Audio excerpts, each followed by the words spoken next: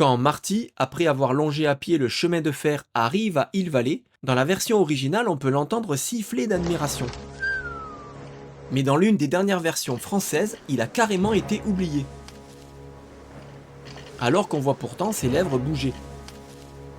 Notons également que l'on entend clairement le bruit d'un télégramme en train d'être envoyé depuis la gare. Or, il n'y a aucune ligne télégraphique qui part de l'établissement.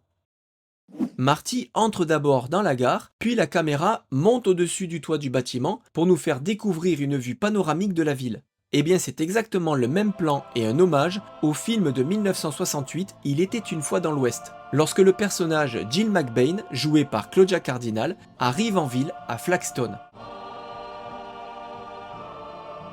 Plusieurs enseignes et marques sont visibles dans le film et respectent leur date de création, évitant les anachronismes. Par exemple, on voit un bâtiment Wells Fargo et une de leurs diligences renverse presque Marty. C'est d'ailleurs sûrement elle que Buford et sa bande vont attaquer quelques jours plus tard. Ouais, c'est ce que je disais, on en finit demain. Demain, on est à Pine City, c'est qu'on attaque la diligence. Et cette société de services financiers fut créée en 1852, ce qui est correct. Également, une pancarte publicitaire pour la bière Rusteller est visible à l'entrée du saloon. C'est une bière originaire de Sacramento et elle est bien brassée depuis 1881. Et enfin, lorsque le barman prépare un mélange pour réveiller Doc, il utilise de la sauce Tabasco, qui est fabriquée depuis 1868.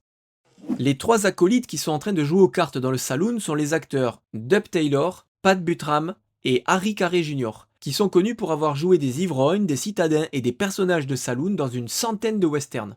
Et savais-tu que Pat Buttram eut un rôle dans un autre film de Zemeckis avec Christopher Lloyd dans Roger Rabbit?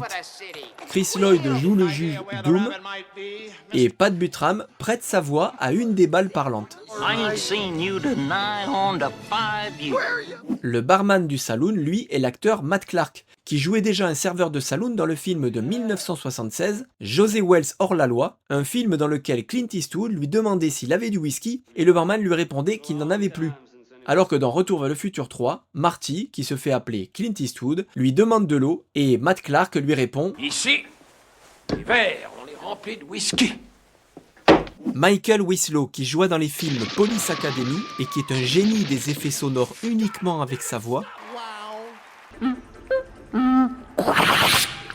a été remercié au générique car il a fait les bruitages avec sa bouche des pieds de Michael J. Fox lorsqu'il fait le moonwalk dans le saloon.